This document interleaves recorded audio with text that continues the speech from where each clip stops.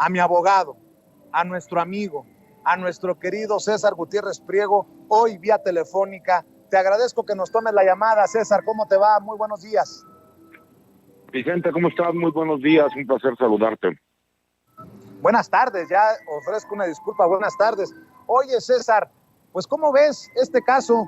Le plantean al presidente si está de acuerdo o no. Él dice, yo no tengo nada que ver en eso, que lo vea la autoridad correspondiente de extraditar o no a Rafael Caro Quintero. Habla de que ya se interpusieron amparos. ¿Tú cómo ves este caso? ¿Terminará Caro Quintero en Estados Unidos o no? Y obviamente también después de que me respondas te preguntaré sobre la situación de nuestras fuerzas del orden, nuestras fuerzas armadas, nuestra Marina Armada de México, hoy de luto. Por cierto, aquí, a media cuadra, en el Zócalo capitalino, la gran bandera mexicana a media asta, en señal de luto, mi querido César. Vicente, me queda claro, yo hacía un análisis donde pensaba que la extradición iba a ser fast track y que se iba a dar de forma inmediata. Nos queda claro que inmediatamente los abogados, por medio de la familia de Rafael Caro Quintero, el mayor temor que ellos tienen es de que él sea extraditado a los Estados Unidos y promovieron un amparo ante un juez federal con sede en el estado de Jalisco. Sigo sin entender por qué fue en específico en el estado de Jalisco, pero debe de haber un motivo, ¿no? Por qué se lleva a cabo así. Y conceden una suspensión de forma provisional respecto al hecho de que no se pueda llevar a cabo la extradición hasta que no se realice el procedimiento administrativo que conlleva.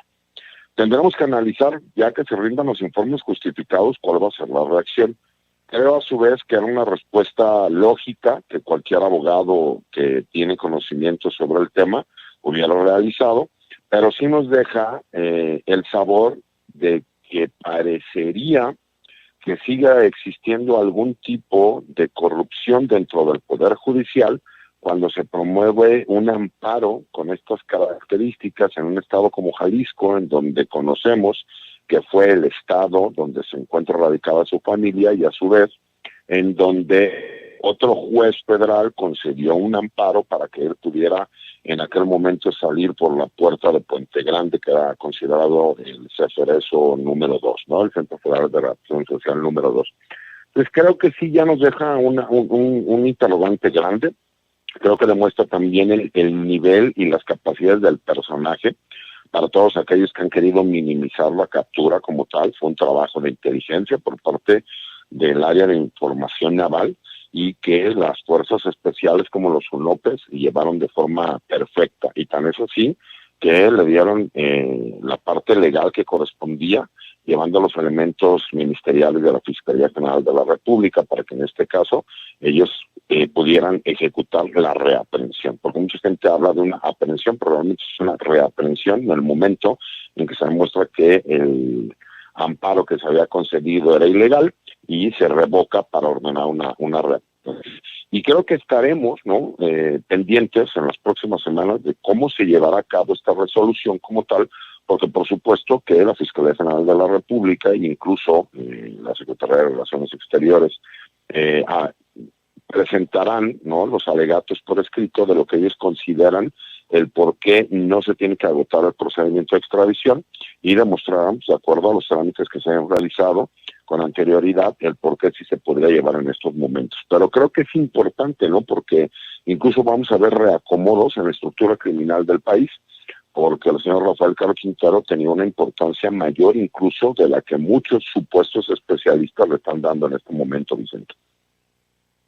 Querido César, y también creo que tendrá mucho que ver con el caso de Rafael Caro Quintero, lo que definan hacia donde apunten las investigaciones que ha anunciado el propio presidente, que le ha señalado el secretario de Marina, el almirante Ojeda, sobre el desplome del helicóptero muy cerca, antes de llegar al aeropuerto de Los Mochis, Sinaloa. El propio presidente, con toda la transparencia, dice que estos eran marinos que estaban respaldando precisamente el operativo en el que se recaptura a Rafael Caro Quintero y me quiero imaginar que la investigación va para determinar si se cayó, si fue un accidente, si lo tumbaron, y el presidente hoy sigue señalando lo que hemos señalado muchos con toda la responsabilidad, que se sigue manejando como un accidente doloroso, sí,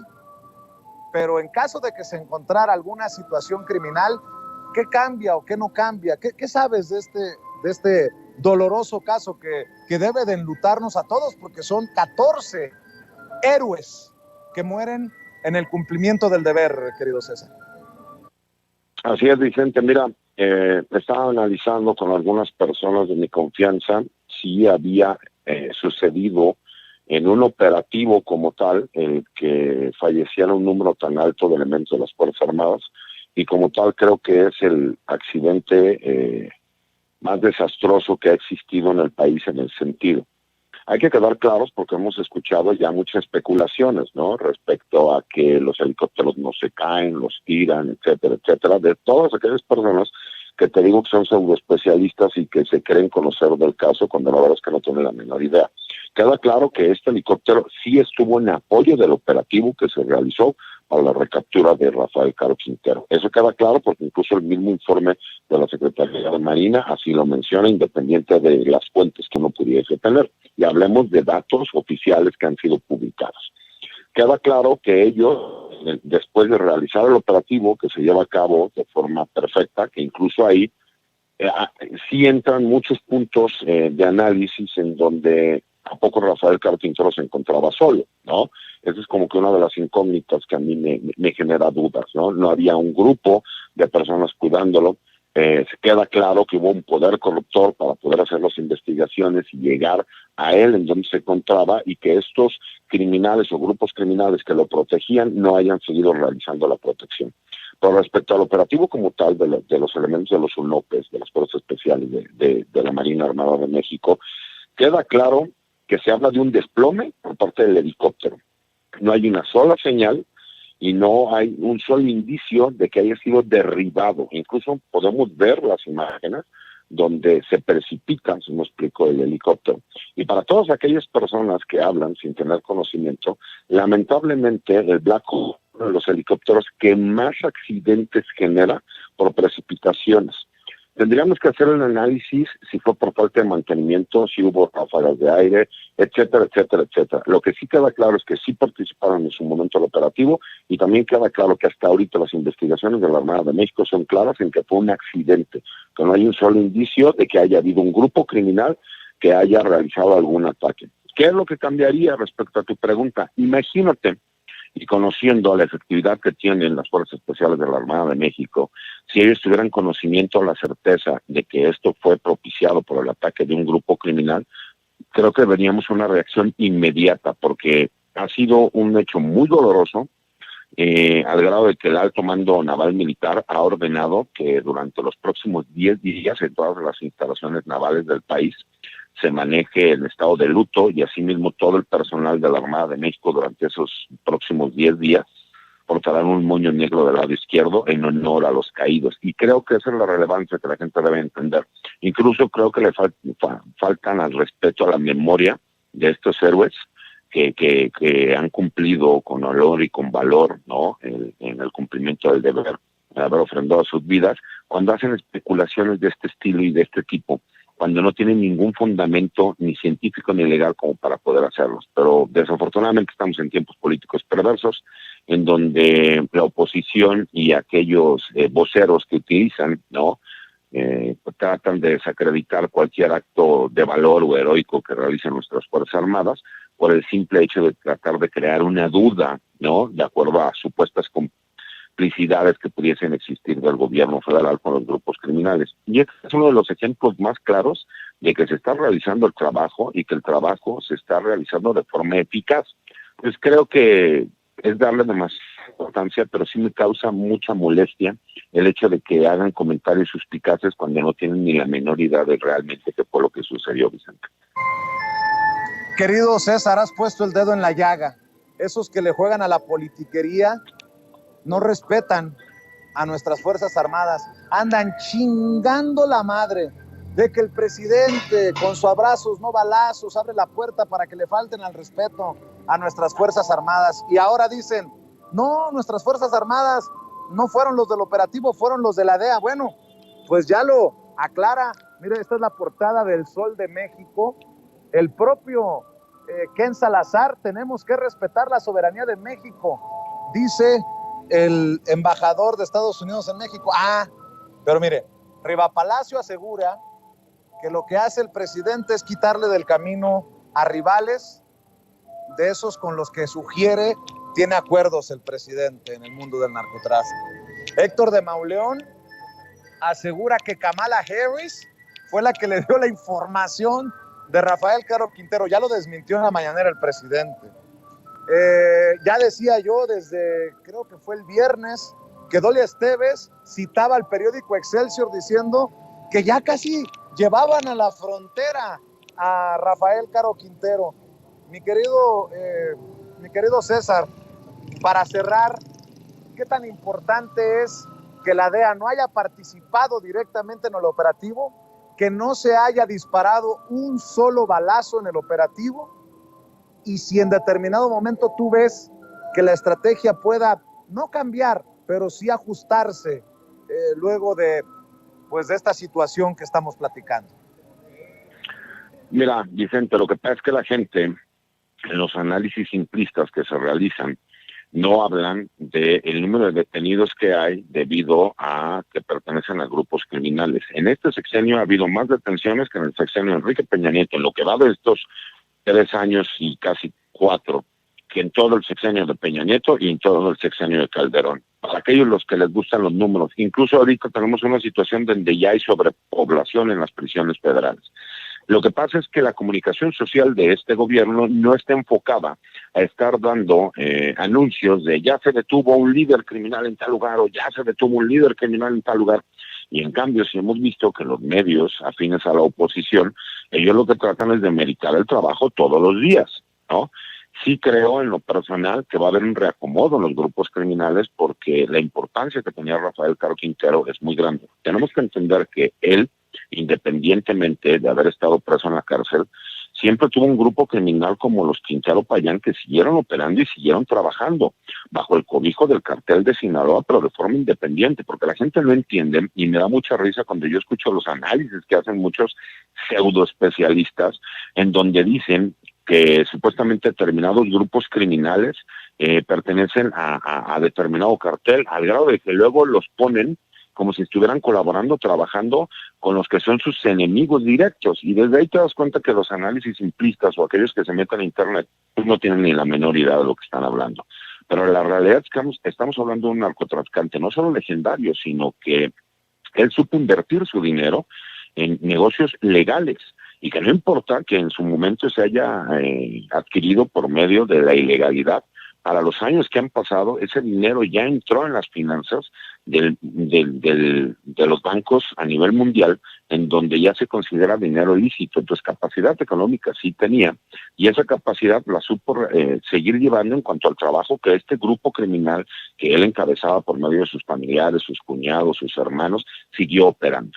Entonces, imagínate, él sale, él tiene cierto control territorial, él tiene ciertos convenios, y recordamos que en el crimen organizado no faltará quien trate de apoderarse de esos territorios y de esas líneas de control, así como de esas rutas, porque el negocio de los narcotraficantes de aquellos años era pasar las drogas hacia los Estados Unidos, porque tenían esa capacidad de hacer el negocio, enviarlos a Asia, enviarlos a Europa, etcétera. Ahorita estamos hablando de grupos criminales de carácter regional, que ha cambiado la forma en cómo hace negocios, y como no tienen la capacidad de pasar las drogas a los Estados Unidos, entonces empiezan a adueñarse del negocio criminal de forma regional, y aunque no tienen las capacidades de un cartel de la droga, ellos pagan para tener un nexo, ¿no? O el uso del nombre de esos carteles de la droga. Pero es un tema muy amplio, mi querido Vicente, que algún día tendremos oportunidad de platicar. Claro que sí. Mi querido César, siempre es importante escuchar tu punto de vista, porque la gente tiene que entender que en este mundo de información, de todólogos, de expertos en todo y expertos en nada, como los que encuentran ahí cuando no son epidemiólogos, son expertos en seguridad nacional. Tener a un verdadero experto con los contactos al interior de las Fuerzas Armadas que le entiende al tema como tú, para nosotros es un privilegio.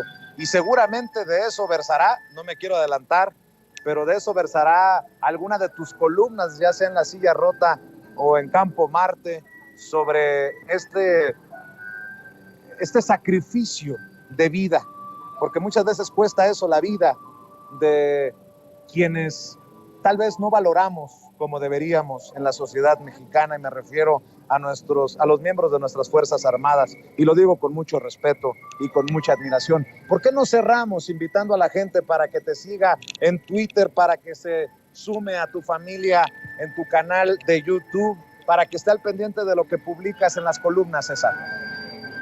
Muchas gracias, Vicente. Mira, mi Twitter es @CésarGutipin, y como bien lo dice, los martes escribo una columna de opinión en La Silla Rota, y los jueves a una videocolumna en el blog de información militar y seguridad nacional Campo Marte. Y quisiera finalizar diciendo que el honor y la gloria es para los elementos caídos y para nadie más, y que ojalá y los grupos políticos entendieran que las Fuerzas Armadas son leales al pueblo de México, sin importar colores o partidos, y que respetaran el luto que están viviendo en este momento. Te agradezco, mi querido César, estamos en contacto. Un abrazo. Igualmente, Vicente, otra de vuelta, hasta luego.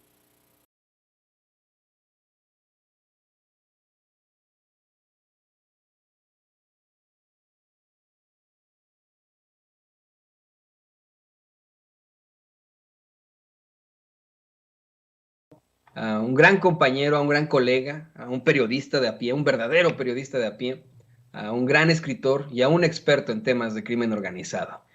A Jesús Lemus, quien puede decir, como José Martí, conozco al monstruo, pues he vivido en sus entrañas. Jesús Lemus, si usted no lo sabe, si usted se conecta con nosotros apenas o no conoce al gran Jesús Lemus, estuvo en el penal de Puente Grande, luego de que en el sexenio de Felipe Calderón le fabricaran delitos, ya que fue, pues vamos, dio a conocer datos importantes sobre la relación que habría tenido la hermana del expresidente, bueno, del espurio expresidente, con un miembro del crimen organizado, así como de las andanzas precisamente de Genaro García Luna con ese crimen organizado.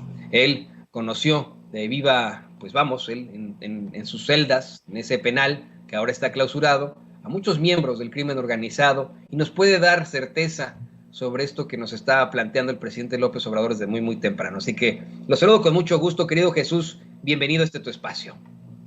Gracias, te saludo con cariño, mi querido Toño, siempre un gusto y un placer poder estar contigo y saludarte a ti y a tu amable audiencia.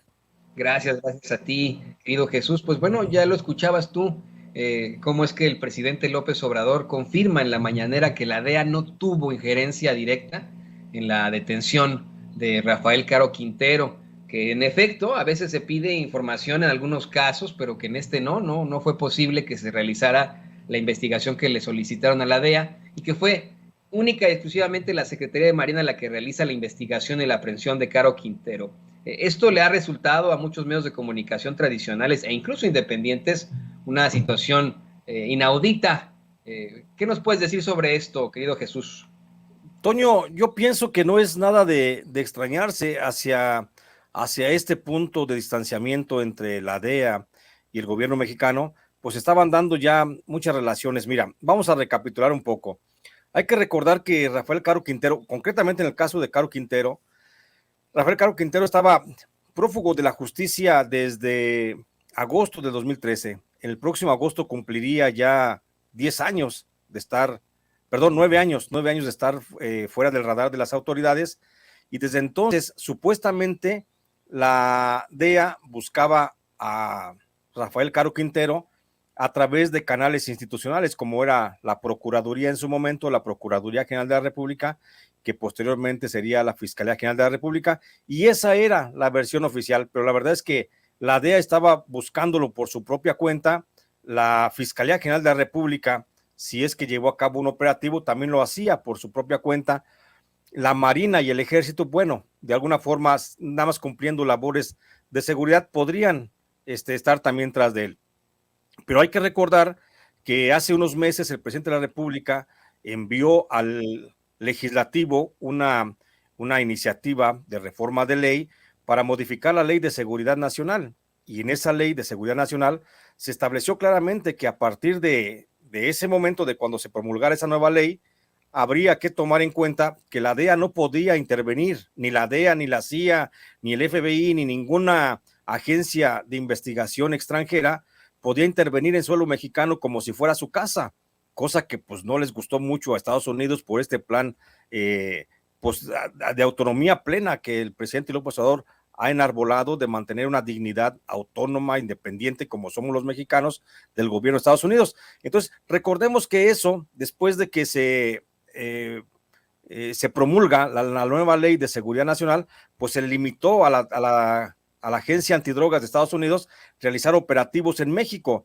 Y eso es muy, muy importante recordar, porque a partir de ahí, la DEA, para cualquier operativo que tuviera que hacer dentro del territorio mexicano, buscando narcos, desarticulando cárteles, persiguiendo a grupos del crimen organizado, tendría que notificarlo al gobierno mexicano.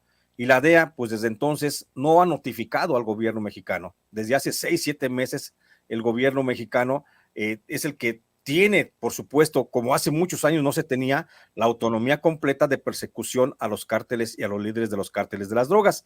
Entonces, partiendo de ahí, es entendible que el presidente diga y que desmienta completamente a la dirigente, a la titular de la DEA de Estados Unidos, que desmienta de que no participó en ningún operativo de detección y detención de Rafael Caro Quintero. Entonces, creo que el presidente de la República está siendo muy coherente en el manejo de esta independencia que tenemos los mexicanos para resolver nuestros propios asuntos y perseguir a nuestros propios criminales. Entonces, ese papel también es parte del distanciamiento que ya habíamos visto, mi querido Toño, ya lo habíamos visto cuando la DEA anunció hace apenas como 2 meses, anunció que ya no iba a tener operación en suelo mexicano y que cerraba su oficina, prácticamente su oficina en México. Entonces, es producto de todo esto, de la política interna del presidente López Obrador por mantener una completa dignidad en nuestro aspecto de autonomía y de independencia.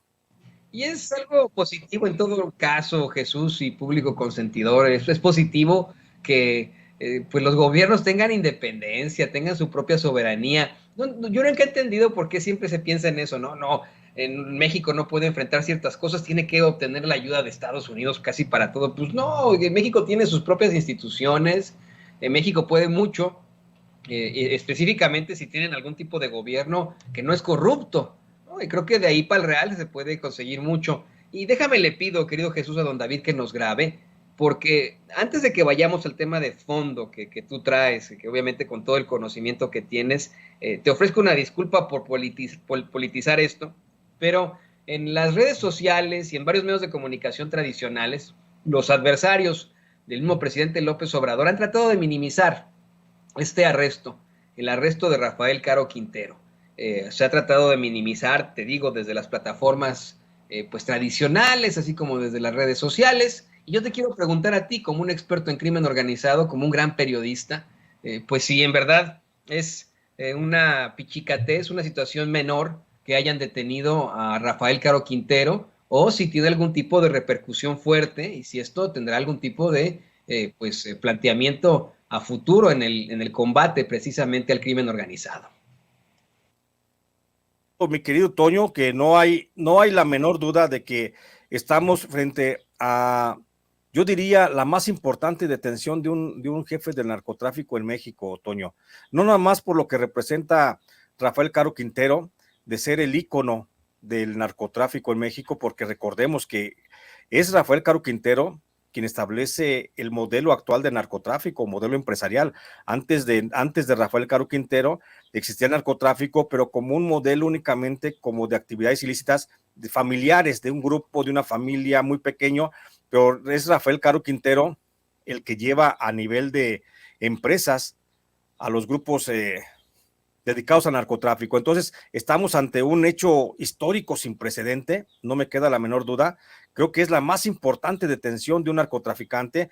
Incluso creo que es más importante que la detención del propio Chapo Guzmán, mi querido Toño, si me lo permites, por el solo hecho de que Rafael Caro Quintero, pues es el padre literal de muchos de los cárteles que están operando hoy en día. Y también es muy importante resaltar que esta detención, bueno, pues por supuesto que no es una pichicatez, no es nada menor, también es parte, de alguna forma, de que puede funcionar la estrategia del presidente López Obrador de los abrazos y no los balazos, porque como lo decíamos la otra vez con nuestro buen querido Vicente Serrano, de que no hubo un solo disparo.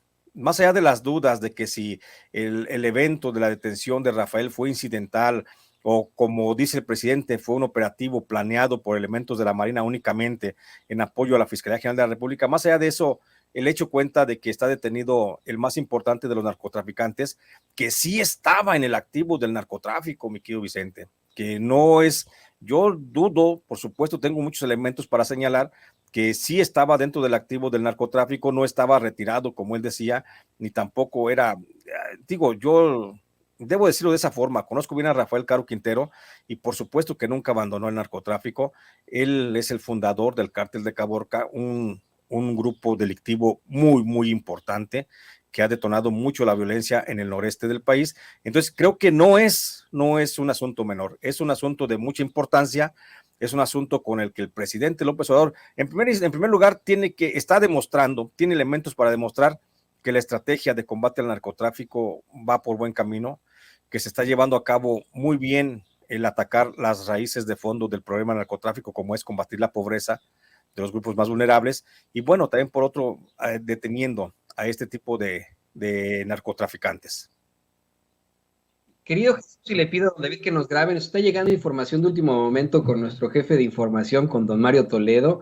Resulta que un juez mexicano acaba de detener temporalmente que Rafael Caro Quintero sea enviado a Estados Unidos. Esto lo reporta la revista Sin Embargo MX. Vamos a comentarlo, querido Jesús. Mira, y dice Sin Embargo MX que un juez federal otorgó un amparo al narcotraficante Rafael Caro Quintero, capturado el viernes pasado en México, que impide al gobierno federal extraditarlo a Estados Unidos sin antes enfrentar un juicio. Así lo plantean en Sin Embargo MX. Dice que el amparo fue solicitado por la hermana de Rafael Caro Quintero, quien requirió la protección de la justicia contra la deportación o expulsión del país sin que se haya seguido el procedimiento de extradición correspondiente. Esto es información en desarrollo, querido Jesús Lemus, y por supuesto que es importantísimo que lo platiquemos contigo. Podrá tener efecto y éxito este amparo para que no sea trasladado a los Estados Unidos Rafael Caro Quintero. Yo pienso que sí, mira, ya lo habíamos dicho desde el viernes con mi querido Vicente, que no era, a diferencia de lo que muchos periodistas, que bueno, ya ves que hablan porque pueden nada más, había quienes estaban diciendo que ya estaba Rafael Caro Quintero en la línea fronteriza, prácticamente nada más a la espera de que fueran por él, recogerlo y pasarlo para el otro lado. Así de fácil lo estaban planteando. Y lo comentábamos con Vicente, dijimos, espérame, es que esto va de muy largo plazo, esto va a tener muchas aristas y por supuesto, mira, la historia nos está dando la razón. Ya un juez está frenando la extradición a Estados Unidos, bueno, porque considera que no hay elementos. Además, recordemos una cosa, mi querido Toño, el asunto es que Rafael Caro Quinteros pasó 28 años en la cárcel y fueron 28 años en lo que estuvo ganando amparo tras amparo tras amparo para evitar la extradición. Lo que no hicieron en 28 años, mi querido Toño, lo que no hizo la justicia norteamericana, porque esto ya es asunto de la justicia norteamericana, ya no es asunto de la justicia mexicana, esto ya es asunto de la justicia norteamericana. La justicia norteamericana no ha podido con Rafael Caro Quintero para llevárselo en 28 años. Lo que no hicieron antes, Toño, estoy seguro que no lo van a poder hacer ahora porque son los mismos elementos y argumentos gastados. Además, recordemos, Rafael Caro Quintero ha estado encarcelado a la espera de esa extradición 28 años. Yo veo muy difícil que un juez vaya a otorgar así de manera lisa y llana la extradición de Rafael, porque simplemente hay mucho riesgo de que Rafael Caro Quintero en Estados Unidos pudiera ser llevado a una corte de algún estado en donde hubiera pena capital.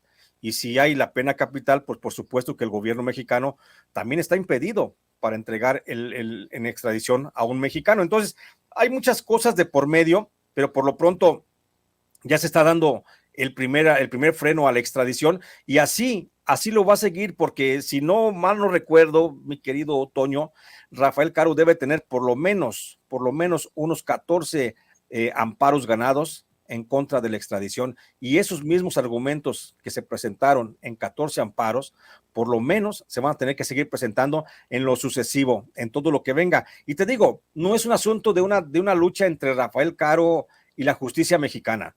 Es un asunto entre Rafael Caro y la justicia de Estados Unidos. La justicia mexicana ya cumplió, ya detuvo a Rafael Caro, ya está resguardado Rafael Caro en un penal de máxima seguridad a la espera de ser entregado. Ahora nada más falta que el gobierno norteamericano pueda cumplir con los requisitos, pueda satisfacer todas las necesidades del caso y que legalmente se pueda llevar a Rafael Caro Quintero, cosa que yo insisto, yo lo veo muy difícil porque no lo pudieron hacer en 28 años atrás. Veo muy difícil que lo puedan hacer ahora en adelante. ¿Qué te parece, querido Jesús, si damos ese análisis más a fondo? Y le pido a don David que nos grabe ese análisis precisamente sobre pues el paso de Rafael Caro Quintero, pues vamos, entre penales, ese paso después de haber sido detenido, todavía la injerencia que pudo haber tenido. Tú obviamente tienes mucho conocimiento al respecto, tú conociste a Rafael Caro Quintero. ¿Por qué no nos das tu análisis a fondo sobre precisamente esta detención, ahora que se habla del amparo contra la extradición y de las exigencias que en todo caso podría tener precisamente Estados Unidos? Me da mucho la atención que me digas que ahora ya no es un problema, o no es un asunto con México, con el gobierno de México. Es un asunto entre Caro Quintero y Estados Unidos. Cuéntanos, querido Jesús. Exactamente, mi querido Toño, ya el asunto de la extradición ya no está en manos de la justicia mexicana. Aquí ya lo que un juez va a tener nada más que avalar si la entrega de Rafael Caro Quintero por parte de la Fiscalía General de la República a la Fiscalía de Estados Unidos es legal. Eso es lo único que está haciendo un juez, en pocas palabras, nada más ser el árbitro de que esa entrega sea legal y que no se violente en ningún momento ni en ningún sentido los derechos del imputado, en el caso de Rafael Caro Quintero. Entonces, no es un asunto de que diga, es que México tiene que demostrarle a Rafael que sí hay elementos. No. Aquí el que tiene que demostrar los elementos, satisfacer los elementos de ley, es justamente la Fiscalía de Estados Unidos, para que pueda ser avalada la entrega de Rafael Caro Quintero por parte de la Fiscalía a la Fiscalía de Estados Unidos. Eso es únicamente lo que es. Y conociendo, como te digo, conociendo a Rafael Caro Quintero como es, que es metódico, que te digo, yo estoy seguro que su detención se debe pues prácticamente a un descuido, porque es muy metódico, es muy precavido, y no sé en qué estaría que se descuidó. Lo conozco más o menos a Rafael y creo que cometió un error, pero bueno, como quiera que sea, conociéndolo, sé que debe estar muy enfocado a la defensa de su no extradición. Entonces, ya estudió, oye, Toño, estudió 28 años ya se sabe al revés y al derecho los argumentos que puede presentar la Fiscalía de Estados Unidos, y cada uno de los argumentos los va a ir debatiendo y rebatiendo de manera puntual a través de amparo tras amparo. Rafael Caro tiene un grupo de muy buenos abogados. Rafael Caro tiene también la paciencia del mundo. Ya estuvo una vez en ese caso, no le pudieron hacer nada. Insisto, lo va a volver a hacer. Digo, la personalidad de Rafael Caro, así como incisiva y obsesiva sobre un tema, creo que le va a ayudar muchísimo en este caso de la defensa para que no se logre la extradición. Así es, esto es, pues vamos, tema de mucho análisis de libros, y bueno, estaremos muy pendientes de lo que pueda ocurrir, por supuesto, consultándote a ti, Jesús Lemus, tú que eres experto en el tema, tú que sabes este tipo de cosas. Mientras tanto, primero te agradecemos que nos apoyes siempre con este tipo de planteamientos aquí en Sin Censura. Es absolutamente necesario que tú seas el que haga este tipo de análisis. Y en segundo lugar, te pido por favor que nos compartas tus redes sociales, los espacios en los que publicas, ahí en Los Angeles Times también, muy importante para que la gente te vea, te escuche y esté muy cerca de ti.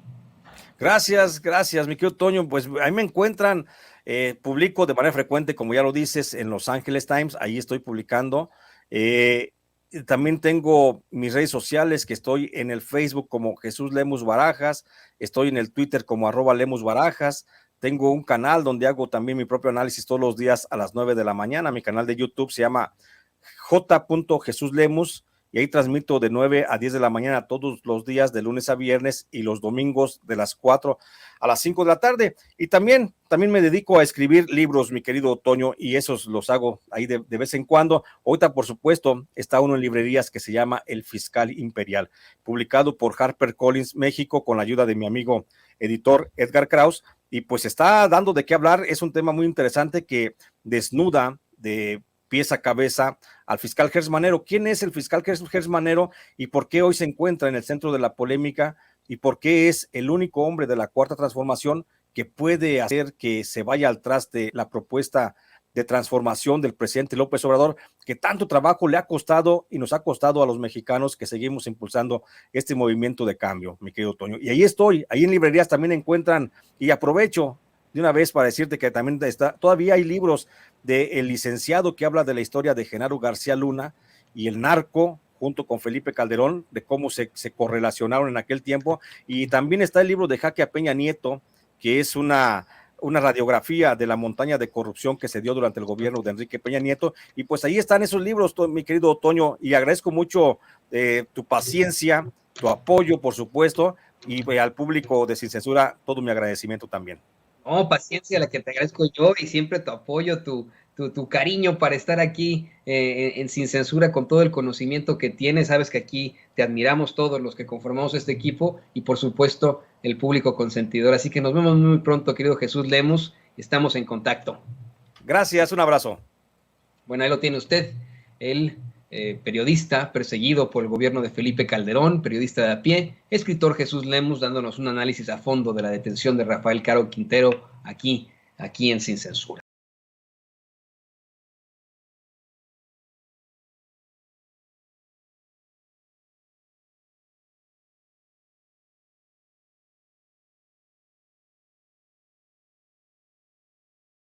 Le agradezco mucho que nos acompañe aquí en Sin Censura para hablar de sentido común y de por lo menos dos de sus más recientes columnas que, como digo yo aquí en Sin Censura, dejan la víbora chillando. Fabricio, gracias por tu paciencia. ¿Cómo estás? Te mando un abrazo. Hola, mi querido Vicente Serrano, aquí reportándome. Te vi en la mañanera y vi la cobertura que hiciste de la visita, de la reunión de México con Estados Unidos, de López Obrador con Biden. La cobertura increíble, tienes una suerte impresionante. Había no solamente migrantes llorando afuera del Hotel Lombardi, sino te encontraste un ranchero que quería emplear y darle seguridad social a los trabajadores mexicanos. Increíble esa cobertura. Te agradezco por tus generosas palabras, maestro. Viniendo de ti, Fabricio, tú sabes que se convierten tus palabras generosas en motor, en seguir adelante. Y bueno, es lo que propone el presidente, ya hasta un documental sobre los migrantes propone, de eso que les duele tanto a los que quieren regresar a México, a lo que tanto daño nos hizo, al México, si me permiten la expresión, patas para arriba, de Felipe Calderón, de Fox, de Zedillo, de Salinas y obviamente de Enrique Peña Nieto. Mi querido Fabricio, me emociona mucho ver Sentido Común y el título, Pensar la Paz. En momentos en que algunos, por odio a López Obrador, quieren continuar con aquello de mátalos en caliente, en no apostarle a la paz, pues creo que es importantísimo lo que plantean desde la revista, Fabricio.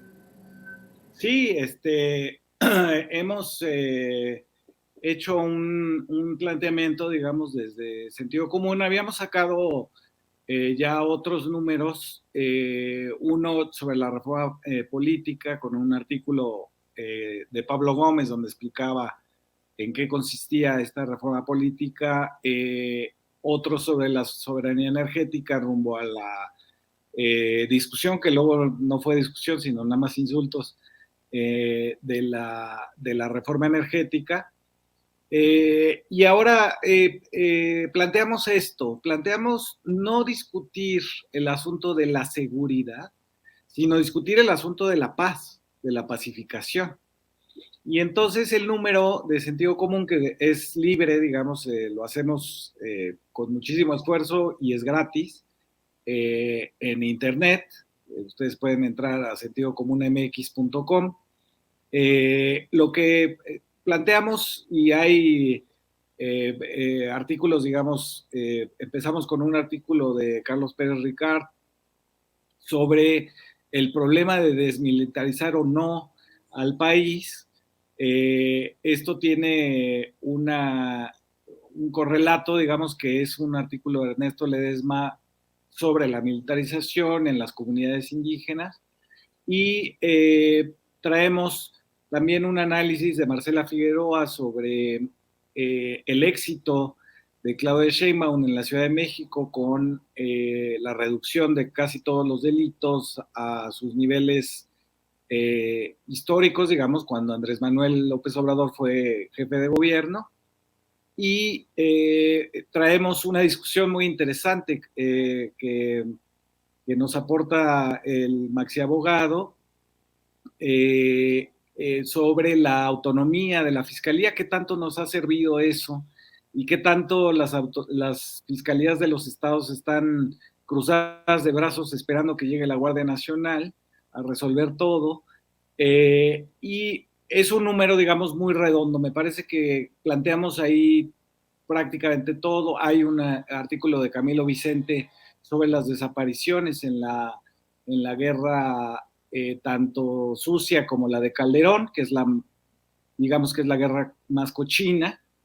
Y creo que todo el número plantea, digamos, una idea sobre todo la complejidad de la pacificación del país después de estos años de supuesta guerra contra el crimen organizado, que una parte fue a favor del cártel de Sinaloa, de parte de Felipe Calderón y García Luna, y otra fue administrar esa misma guerra en el sexenio de Peña. Y ahora lo que nos estamos planteando es la pacificación. Entonces, pensar la paz se llama el número, precisamente porque señalamos, digamos, todas las complejidades, las dificultades que existen para pacificar el país, que no es solamente un asunto de que se aplique la ley, que se use la fuerza, es un asunto muy complicado el poder reducir, digamos, la expresión de los conflictos, que no sea una expresión violenta y que sea una expresión política. Me emocionó porque lo considero entre poético y filosófico, como desde la cuenta en Twitter de la revista se propone esta nueva edición.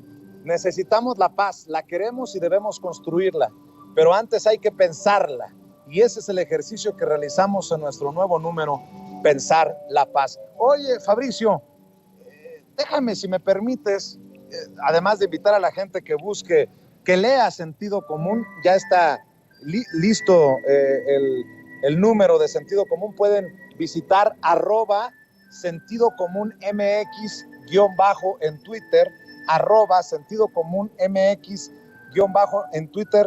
Preguntarte sobre 2 artículos, uno que escribes en La Jornada, que me parece, digo, no es cebollazo, Fabricio, me parece fundamental lo que expones, ¿no?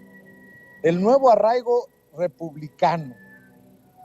Dices, las imágenes de los migrantes mexicanos a las afueras del Hotel Lombardi, donde se hospedaba el presidente López Obrador en su reunión de trabajo con Joe Biden, terminaron de convencerme de que existe un nuevo arraigo de origen plebeyo y democrático. La gente que viajó durante horas en autobuses para saludar al mandatario mexicano lo hizo para sentirse representada, defendida, reivindicada. De hecho, yo le planteaba al presidente hoy el caso de una señora que se suelta llorando porque dice que nadie antes los había tomado en cuenta como ahora.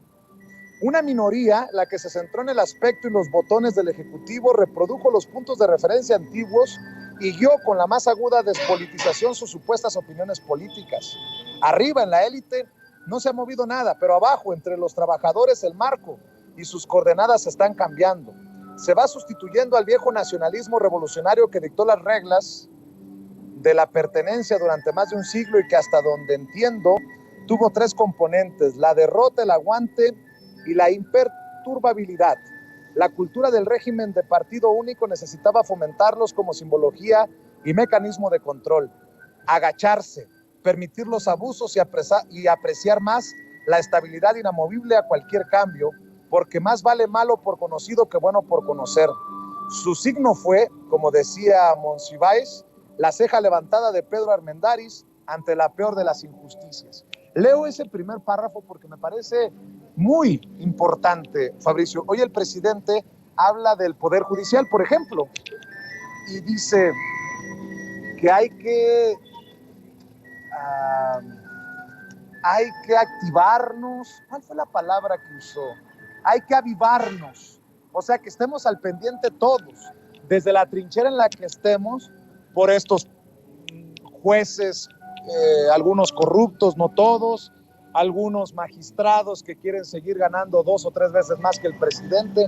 Este Poder Judicial, si bien yo critiqué hace unos días al fiscal general Alejandro Gers Manero por la Procuración de Justicia, también el Poder Judicial es el que no permite que haya justicia o no justicia plena en nuestro país, y me llamó mucho la atención el llamado del presidente a avivarnos, y te leo, y me parece muy interesante. Creo que ahí embona, ahí encaja a no aguantarnos, a no agacharnos, a no arrodillarnos, mi querido Fabricio.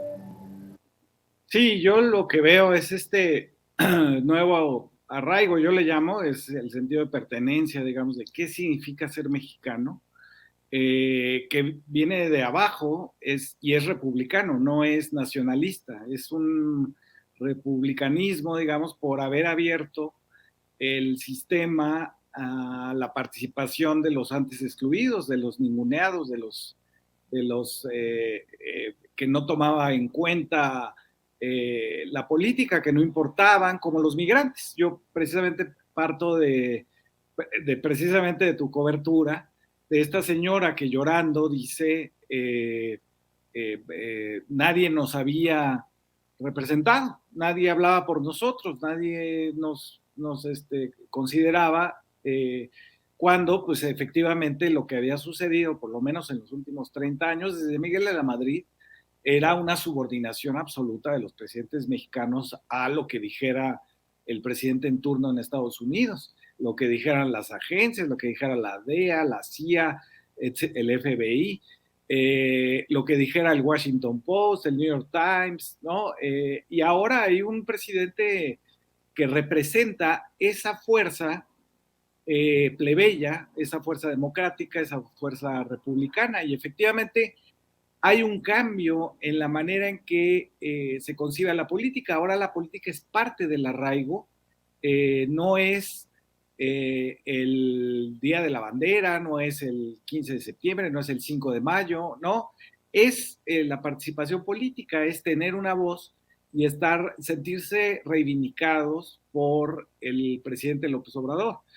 Entonces, en ese sentido, me parece que es interesante ir notando cómo este nuevo arraigo, que no es nacionalista, que es republicano, está operando no solamente en México, sino en Estados Unidos. El presidente López Obrador está haciendo jugar ese peso del republicanismo plebeyo, incluso en los Estados Unidos, diciendo, a ver, los senadores, los congresistas que en Estados Unidos que desprecien al pueblo mexicano, pues van a pagar las consecuencias electorales. Me parece muy interesante lo que está sucediendo y cómo lo plantea el presidente, que es la traducción que él hace de los deseos y las aspiraciones políticas de estos que antes estaban excluidos de cualquier participación pública. Oye, Fabricio, y ya para cerrar, porque no te quiero quitar mucho tiempo, ¿cómo ves? Creo que por ahí publicaste, sin embargo, en el en esta columna que hace referencia a la señora que llora después de ver al presidente López Obrador en la ventana del Hotel Lombardi. A mí me tocó entrevistarla y se suelta llorando conmigo. Pero me llama mucho la atención que creo que le pusiste AMLO en inglés.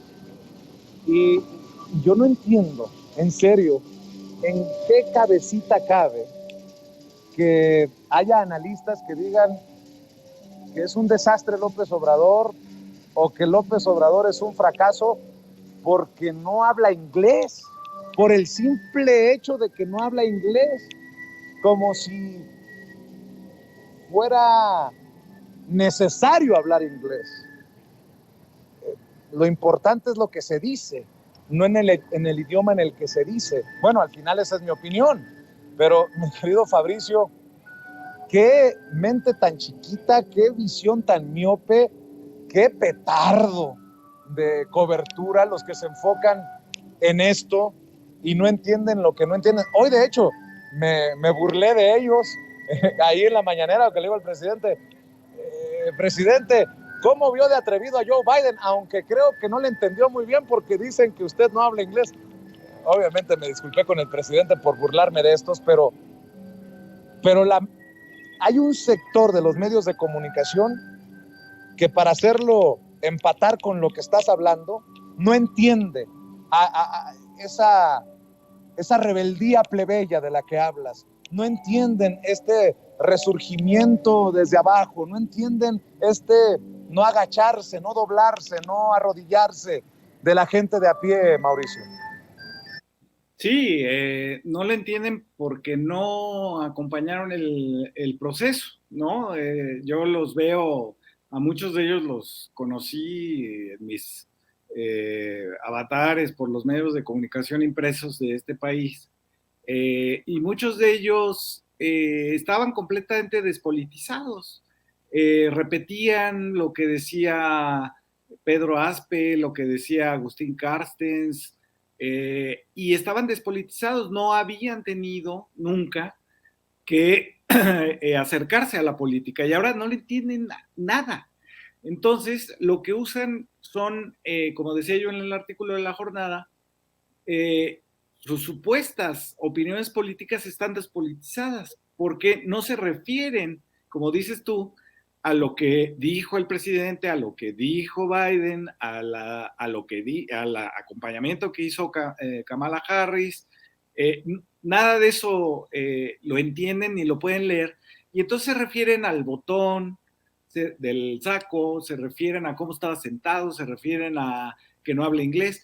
Es decir, a lo que no tiene que ver con la política, a lo que tiene que ver con el espectáculo, con la apariencia, con la vestimenta, es decir, una especie de Patti Chapoy agrandada en Milenio, en Reforma, en el Universal, en el Heraldo, etcétera, etcétera. Y entonces, finalmente, lo que a mí me causa mucha gracia, la verdad es que sí me entretiene, es ver cómo tratan de usar las herramientas del espectáculo, de la apariencia pura y vil, para tratar de leer una cosa que no logran entender, que es la política. Porque finalmente quien entendió, y eso es un poco también lo que yo digo del nuevo arraigo republicano, es quien finalmente acabó de entender la política son los de abajo. Los de abajo sí saben para qué sirve, sí saben para qué sirve el voto, y tienen clarísimo que la política es poner en la mesa los conflictos, las demandas, todo el pasado, digamos, de ninguneo, de injuria, de abuso, hay que ponerlo en público y tratar de resolverlo. Eso es la política. Y la parte de arriba, la élite, que es una élite, la de los medios, pues clase mediera, de restaurante vegetariano, etcétera, no entiende que eso es lo que ha sucedido y le llaman a eso polarización. A eso es a lo que le llaman, se han salido ¿no? de sus cabales, están enloquecidos, están engañados, manipulados, es porque son muy ignorantes, etcétera. No logran entender porque no saben, nunca se habían tenido que enfrentar a hacer política. Y ahora que hacen política realmente son unos verdaderos ridículos impresionantes, ¿no? Como Alarraqui Pajés y Javier Lozano Alarcón, hablando de los venezolanos ilegales que van a hacer un atentado en Estados Unidos. Es decir, es verdaderamente vergonzoso lo que está sucediendo con esa élite de la comunicación que durante muchos años nos vendieron que eran muy listos.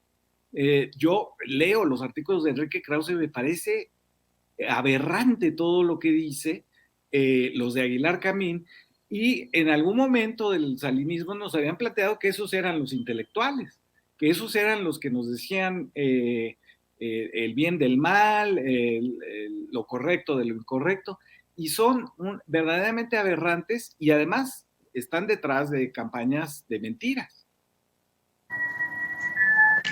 Así es, definitivamente, Fabricio. Lo que les hace falta es, si me permites, maestro, sentido común, como la revista precisamente que diriges.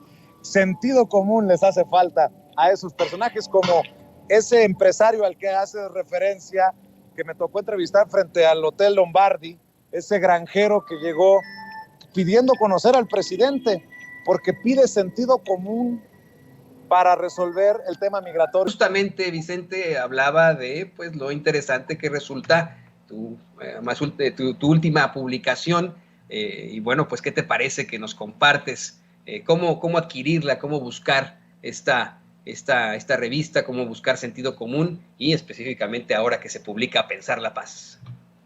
Sí, el número se consigue en internet, es sentidocomún.mx.com. Nada más quisiera yo decirte que también estamos en Twitter, en @sentidocomún, y compartirte rápidamente lo que constituye, digamos, sentido común. Sentido común es nos juntamos, digamos, varios, y está, no sé, desde Rafael Barajas el Fisgón, Rapé, Hernández, o sea, los moneros del Chamuco, pero también está Lorenzo Meyer, Enrique Semo, Paco Taibo, Elena Poniatowska, Elvira Concheiro, Diana Fuentes, Violeta Vázquez Rojas, una enorme cantidad de consejeros, digamos, que son los que hacemos la revista. Renata Turrentes, la subdirectora, y este es un esfuerzo, digamos, nada más de pura voluntad de juntarnos para decir, a ver, aquí hay gente que estamos pensando qué viene, que no vamos ya a discutir si la torre del aeropuerto está chueca o si los hijos del presidente tienen una fábrica de chocolates. No vamos a discutir ya eso, porque eso nos ha retrasado en la reflexión sobre qué sigue de la 4T, en qué asuntos hay que profundizar. Y sentido común es precisamente, lo anima, digamos, esa idea de profundizar y de discutir donde tenemos que discutir, que es adentro del movimiento obradorista, cuáles son nuestras alternativas, hacia dónde, qué direcciones podemos tener, y eso es finalmente lo que hemos hecho en sentido común. Y muy interesante, por supuesto que estaremos buscando unirnos a pues ver esta publicación, Sentido Común, esta propuesta que hace Fabricio Mejía y un gran equipo de colaboradores es para no dejar pasar, y te queremos agradecer, Fabricio, por este enlace que tuvimos hace unos momentos con Vicente. Desafortunadamente no nos pudimos enlazar con él, no pudimos retomar la comunicación, pero te agradecemos y qué bueno que nos hayas planteado tus redes sociales, además de una serie de comentarios incisivos. Muchas gracias, Fabricio. Muchas gracias a ti, Toño, y un abrazo a Vicente. Amigos, amigas, regresamos en breve, pero mientras seguimos hablando sin pelos en la lengua, sin censura, usted puede suscribirse a nuestros 3 principales canales en YouTube: Sin Censura Media, en donde tenemos más de 1.600.000 suscriptores, Sin Censura TV, en donde tenemos más de 1 millón de suscriptores, y en Sin Censura Presenta, en donde queremos llegar muy pronto a los 100,000 suscriptores. Si usted ya está inscrito en Sin Censura Media, suscríbase en Sin Censura TV. Si ya está suscrito en Sin Censura TV y Sin Censura Media, suscríbase a Sin Censura Presenta. Recuerde que es gratis, no tiene que sacar un solo centavo de su bolsillo para apoyarnos. Dele clic en la campanita para que los señores y señoras de YouTube envíen las notificaciones cuando estemos transmitiendo en vivo y en directo o estemos subiendo videos. También nos puede seguir en Twitter en @Vicente Serrano y hasta en Instagram.